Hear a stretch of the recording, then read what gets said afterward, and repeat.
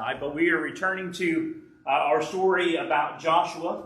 It goes several chapters here long in the book of Genesis, which I do think is a little bit of a sign anyway that this is an important story. There's a lot of aspects to it. There's a lot to be learned and gleaned as far as morals and faith and lots of things that we can pull out on side notes. But of course, we want to make sure that we get, I think, the biggest piece of this, which is even when God is not expressly making himself known, he's still there. And in fact, that's what we're working to. When the revealing of Joseph happens, Joseph is going to make a declaration because those young men are going to be scared. They know what they did. And what is he going to tell them? You meant it for evil, but God meant it for good. So this whole time, God has been working in the behind the scenes, if you would. Maybe not with the obvious miracles that we see sometimes in some stories, but he was working nonetheless. We are in the middle of chapter 43. That's where we're going to get into. If you remember when the young men were sent by Jacob because of the famine, they went to Joseph. He spoke kind of harshly, accused them of being spies. He knew who they were. They didn't know who he was. He put money back in their bag. He asked for the youngest brother Benjamin to be brought back, and he held Simeon kind of as collateral. They get back home, and Jacob's like, no, you're not taking him. And it lasts for at least a while, and then it tells us that, first part of 43, that the famine was severe. And finally, Judah then speaks up and says, let me take responsibility. And that's kind of where we left off last week. We're going to pick back up underneath it in verse 30, I'm on the wrong page. In verse 10. So after he'd been talking to him, he said, for if we had not lingered, surely by now we would have returned this second time. In other words, we would have already been there. We would have already been there and back. And their father Israel said to them, if it must be so, then do this. And this is interesting to me, because what's happening in the land? Why are they going to Egypt? There's a famine. Well, watch what Jacob tells him, or tells them in verse 11. If it must be so, then do this. Take some of the best fruits of the land in your vessels and carry down a present for the man. A little balm and a little honey, spices and myrrh, pistachio nuts and almonds. So they did have some things, but they couldn't have had a lot. So it's a little bit of a last ditch, isn't it? It's like raid what we have left and try to make a gift. That's the way I read that, because if they were worried about starving, if they had a big storehouse of these things, they wouldn't be worried about it, would they? So it's like, go raid what we have left, put together this gift package for this man, kind of as, incentive or maybe even a little bit of bribery. Verse 12, take double money in your hand, and take back in your hand the money that was returned in the mouth of your sacks. Remember, he put all their money back in their their grain sacks. That was returned in the mouth of your sacks. Perhaps it was an oversight. Take your brother also, and arise, go back to the man. So he's finally relented. They're going to take Benjamin, and they're going to go back to the man. Of course, the man being who? Joseph. All right. Verse 14, and may God Almighty give you mercy before the man, that he may release your other brother and Benjamin. If I am bereaved, I am bereaved. So at this point, Jacob's finally doing what? Conceding to them going back. Yeah, but also conceding this into God's hand, didn't he? There is something to be said here, even among the most faithful. And of course, when we talk about Jacob, we know he had kind of a checkered relationship with God. In the very beginning, what kind of man was he? He was deceitful, wasn't he? He was conniving. He was, backhanded. He was into trickery and cunning and all this. And eventually, he had to wrestle with God. He had to do all these things. So he's a man who's very acquainted with God. But for some reason, he would not trust God. And why I say that is because he would not let Benjamin go. And now, look at his wording. He says, if I'm bereaved, if I lose my son, I lose my son. Well, this is a moment that he finally kind of lets go and lets God, if you would. That's kind of the saying that's been going around for a while. But it's really a moment that we can reflect on a lot, because there are certain things that we don't necessarily trust God completely with. And we'll say, well, no, that's not true. And yet, in our actions and what we say and what we do, it kind of looks that way. Kind of reminds me of Esther when she said, if I die, I die. He said, if I have to be, heartbroken, I'll be heartbroken. Yeah. Well, if they didn't go get it, they're going to die anyway. Yeah. They're going to starve. Well, that's true. That's true. But I do think marks a distinct moment where he finally lets go. And that's hard. It's hard to completely let go of control and protecting the things that we think we need to protect. But he does do it. So the men, verse 15, so the men took the present and Benjamin, and they took double money in their hand, arose and went down to Egypt, and they stood before Joseph. And when Joseph saw Benjamin with them, he said to the steward of the house, take these men to my home and slaughter an animal and make ready, for these men will dine with me at noon. Then the man did as Joseph ordered, and the man brought the men into Joseph's house. The man brought the men. It gets a little confusing. Now the men were afraid because they were brought into Joseph's house, and they said, it is because of the money which was returned in our sacks the first time that we are brought in, so that he may make a case against us and seize us to take us as slaves with our donkeys. All right. Again, I could stop on so many asides, and I'll try not to do that too much because we'll be here like another year doing this story. Okay. They took them to Joseph's house. When they went to Joseph's house, they thought it was going to be, a spot where there was going to be a case. Was Joseph living, case brought, like a trial brought? Was Joseph living in a little hut? No, he was living in some kind of large palace-type probably structure, and they were afraid they were being ushered into basically a court scene. So when you think about the pieces that go around, at least for me, sometimes visuals help me to understand the story, to be able to connect with it. Joseph is sitting in this high place. We already know that. He's prime minister. But he's not just in name, he's there in actuality. And they're walking in, and of course they're afraid. Why are they afraid? Because they are guilty, not of these things, but of past things. Okay, so they go to the house. All right. I left off the last part of that, so let me reread that. Verse 18. Now, the men were afraid because they were brought into Joseph's house, and they said, it is because of the money, which was returned in our sacks the first time, that we are brought in, so that he may make a case against us and seize us to take us as slaves with our donkeys. Now, if anybody deserved to be made a slave, maybe they did, but they were worried that he's going to take everything they have and enslave them. Verse 19, when they drew near to the steward of Joseph's house, Joseph is so big now that what does Joseph have? His own servants and stewards. He's got, remember what Joseph was? He has one of those for himself now. So when he gets to the house, the steward of Joseph's house, they talked with him at the door of the house and said, oh, sir, we indeed came down the first time to buy food, but it happened when we came to the encampment that we opened our sacks, and there each man's money was in the mouth of his sack, our money in full weight. So we have brought it back in our hand, and we have brought down other money in our hands to buy food. We do not know who put our money in our sacks.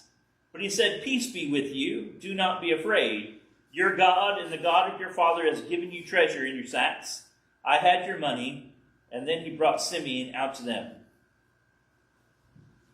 I want to make sure we catch something here that I think is awesome.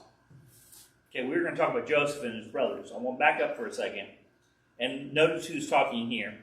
So when they get to the house, they talked with him at the door. Who were they talking to? The steward. And what did the steward tell them?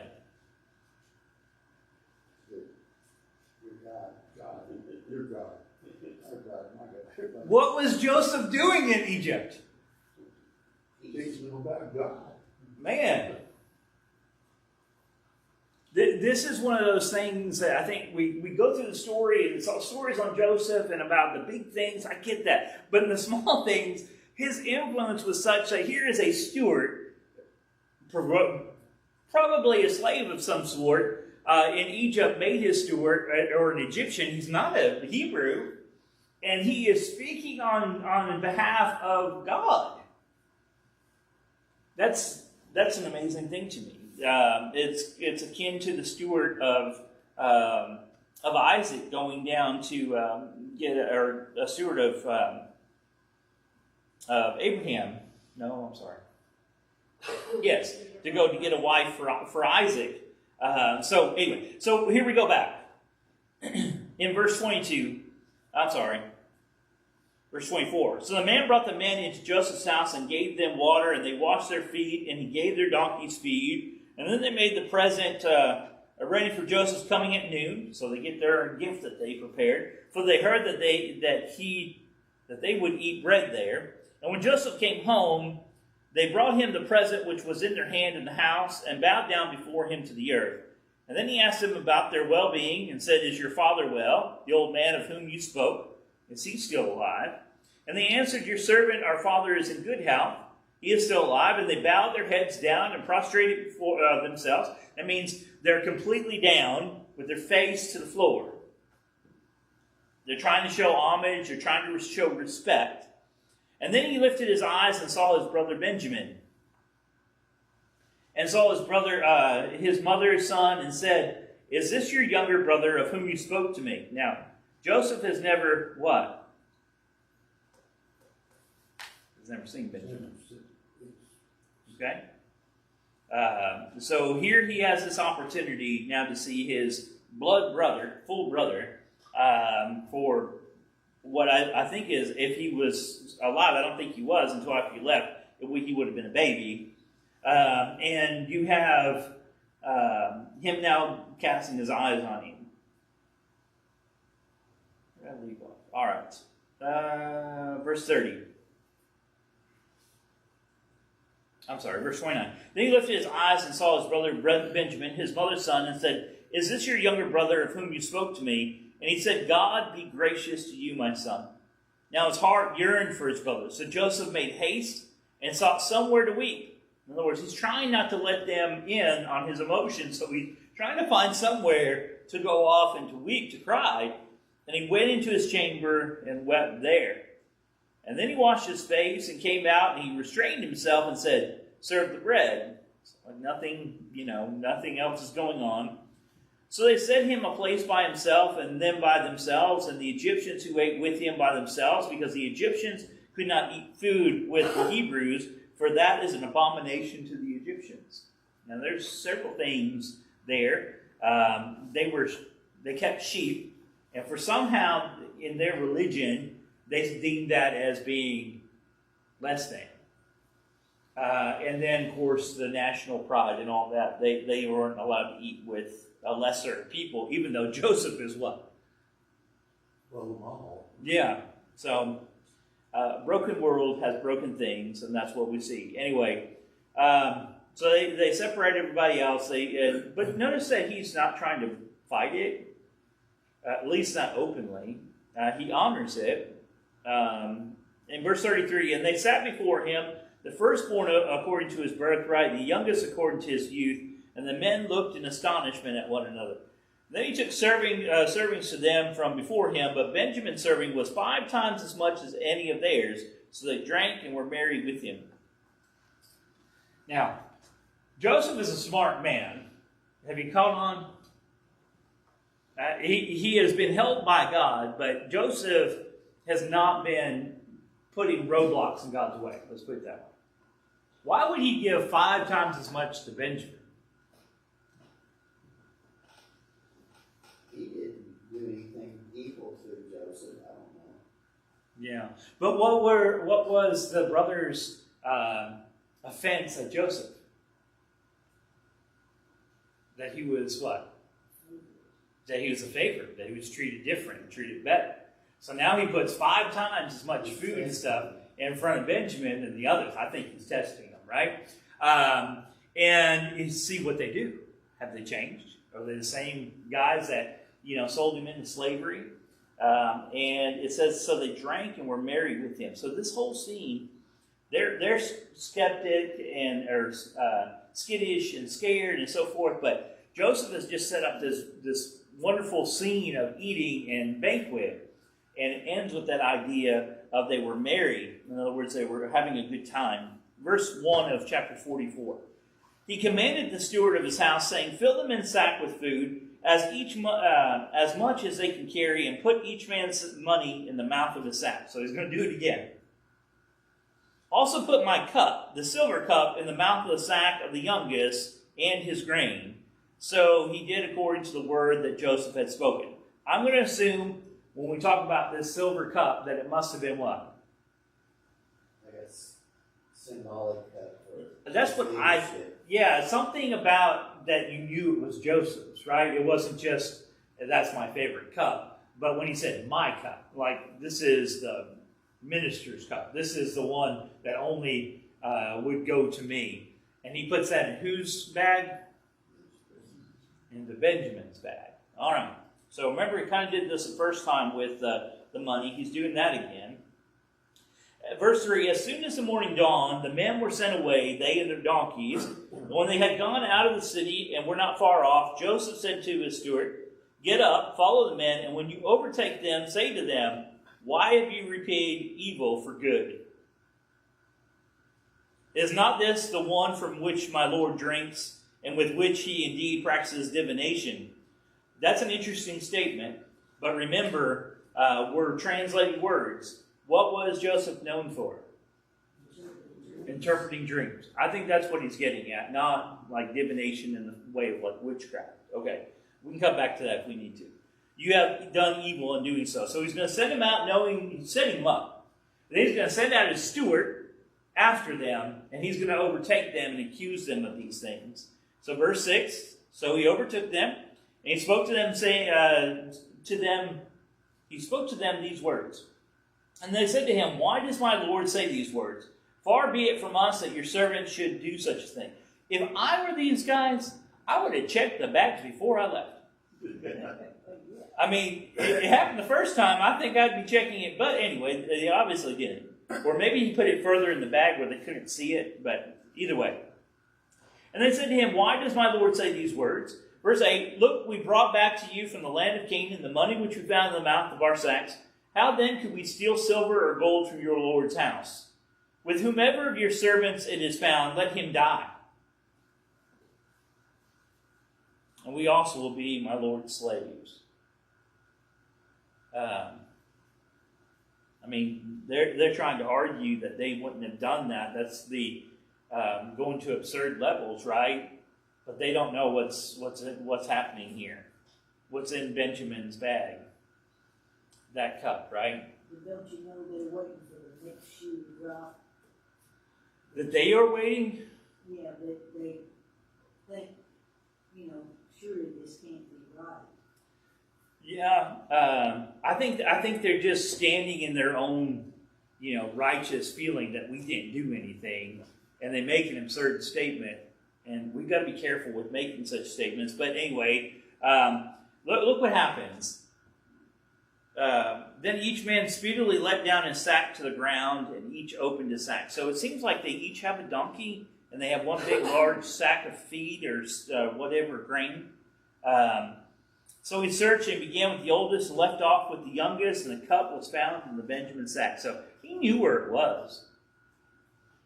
So he goes through each one, and they're probably thinking, "Yeah, see, we told you." And then they get to Benjamin, and there it is. Then they tore their clothes, and each man loaded his donkey and returned to the city. And the idea of tearing clothes in this Old Testament world was that of what? Mourning. Grief and mourning, yeah. So they tear their clothes, but they load back up the grain. Verse 14, so Judah and his brothers came to Joseph's house, and he was still there, and they fell before him on the ground. And Joseph said to them, "What deed is it that you have done? Did you not know that such a man as I can certainly practice divination?" And then Judah said, "Now, who do they think he is?" Egyptian. Yeah. So I think he's messing with them with that statement. I do. I think he's messing with them with that statement as far as, trying to scare them and so forth. But anyway, that's just my thought. I can't necessarily back that up. That's just my feel from it. Verse 16, then Judah said, what shall we say to my Lord? What shall we speak? Or how shall we clear ourselves?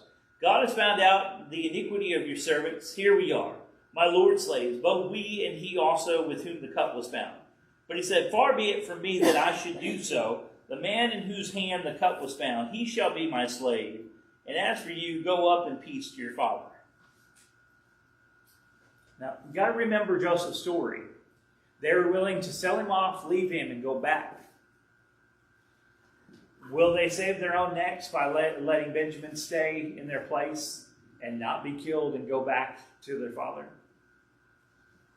See, when he's testing them, this is this is heavy stuff. It is hard for me to look at this and think, how do you not break? How do you not emotionally break and say, this is who I am and so forth? But he carries this out at a quite high level. What's he doing? What are they doing? They admitted to their wrongdoing and that the Lord had found them out. Had they stole money from this man? No. Had they purposely taken back their money and stole it the first time? No. What is he talking about? Those sins against Joseph all those years ago. Remember that came up in the conversation. God's doing this because of those sins. They're having to deal with it. And it's coming out. They think that's what's happening. They're being punished. Lo and behold, it is kind of what's happening. But they don't quite know the whole of it. Look at verse 18.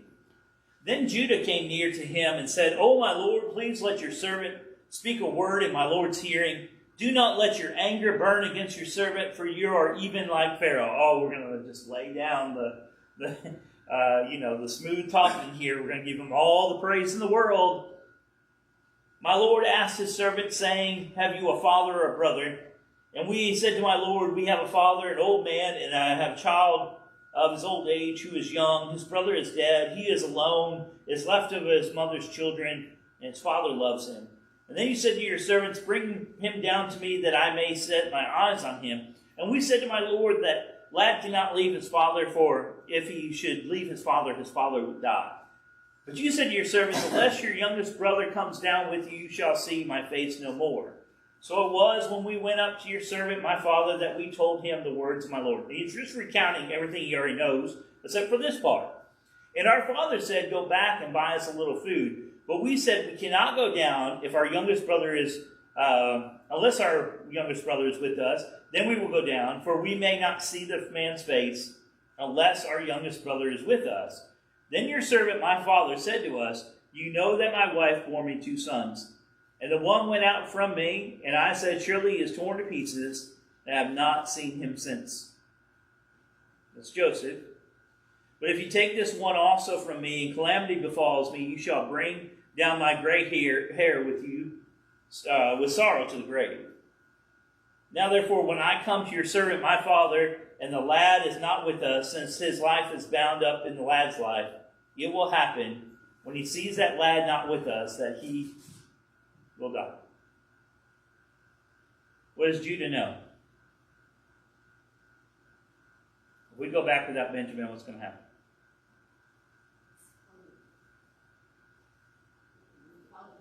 His father's not going to make it. He knows that. That's why he's pleading with him. Verse 31, it will happen when he sees that the lad is not with us, that he will die. I don't think he's saying that trying to curry favor. I think he's speaking truth there. So your servant will bring... sorry, I jumped ahead of myself again. For your servant became surety. Now, this is who speaking?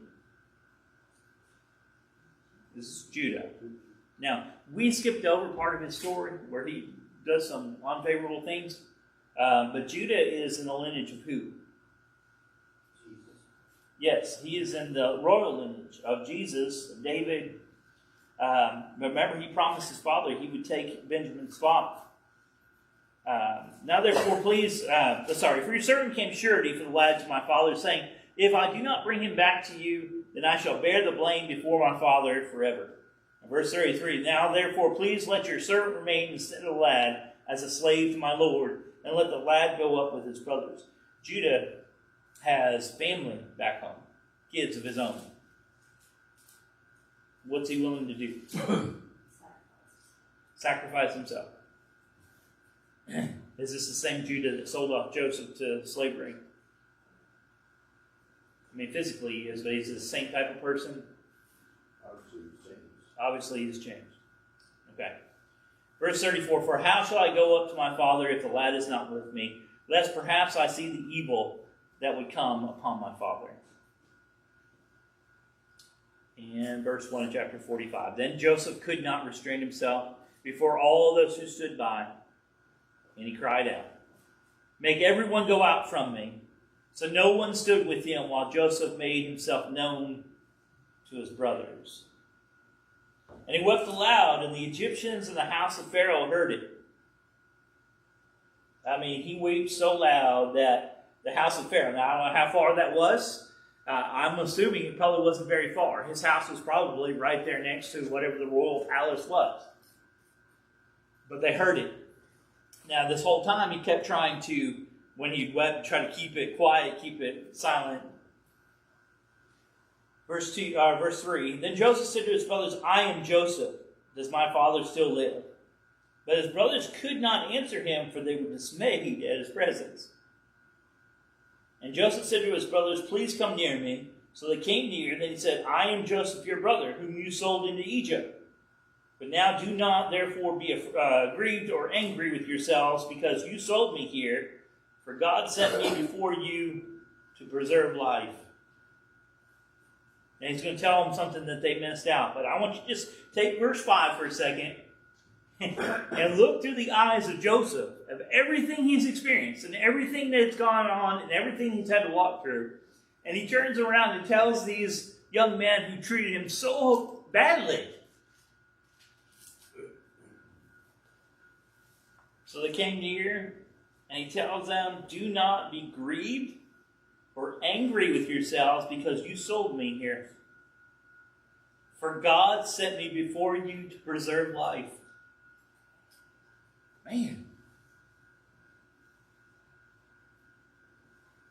Did Joseph know that when he was down in that hole looking up at his brothers? I don't think so. I think he figured it out when his brothers showed up. Maybe he figured it out before that when he was put in charge and saving people's lives with the grain, maybe, but he knows it now. How many times do we look out in the world and something's happening to us and we are so begrudging of it and it's terrible, and maybe we're going through that because we need to be in place for something else. If you would have told young Joseph, here's our personal evangelism program for you.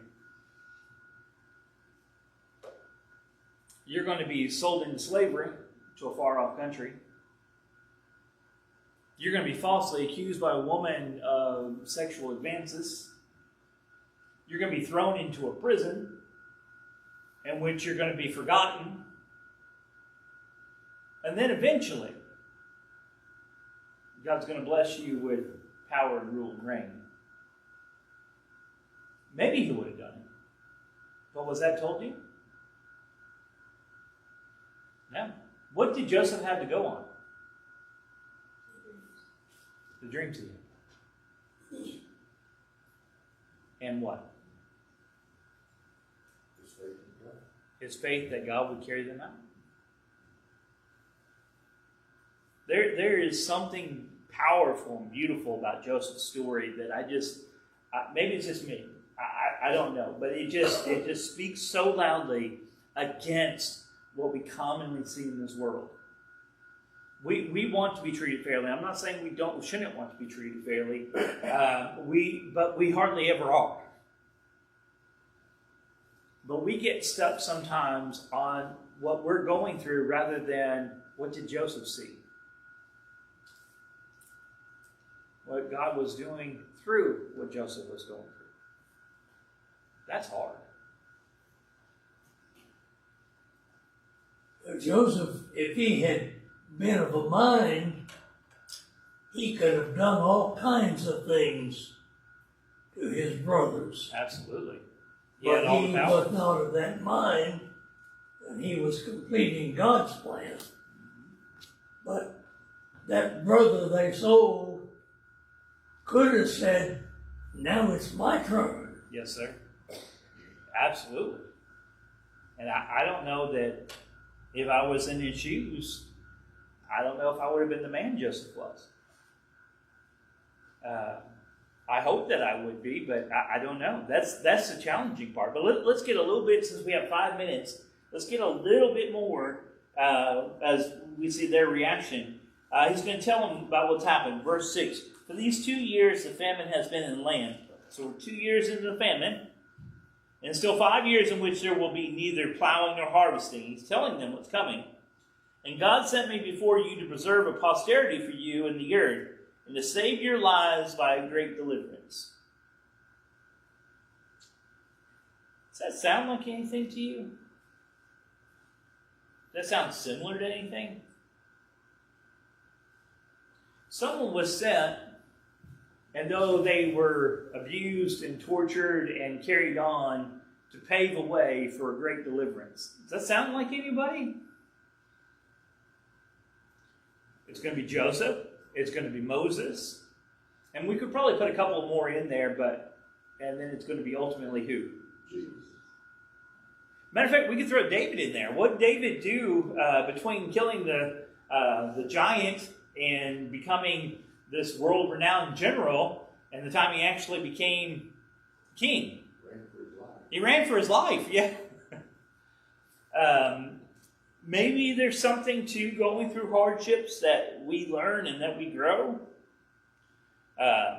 So he's telling them this is what's happening. This is what God has done. God has sent me here for your deliverance. See, they saw, and remember the dream, they saw the dream as Joseph being better than them. Joseph said, you had it wrong. I'm here so I can save you. Sometimes we see the same thing, but through a different lens, and it causes all kinds of grief. They saw it as competition, and he said, no, God in all this meant for what? Joseph became that. Even his father and mother didn't understand it, for the deliverance of his people, not because he was better than them, though he may have been better than them, morally, character-wise. All right, just a little bit more. Verse 8. So now it was not you who sent me here, but God. You see that constant refrain. And he made me a father to Pharaoh, and lord of all his house, and ruler throughout all the land of Egypt. Hurry and go up to my father and say to him, thus says your son Joseph, God has made me lord of all Egypt. Come down to me. Do not tarry. You shall dwell in the land of Goshen, and you shall be near to me, you and your children, your children's children, your flocks, your herds, all you have. And there I will provide for you, lest you and your household and all that we have come to poverty, for there are still 5 years of famine. So he's going to tell them to go down and get Jacob and do what? Bring him back here. Now, they're going to get the land of Goshen. It's the land in the delta. It is a very fertile land. So they're going to be taken care of until we hit Exodus 1. But what has God done through Joseph?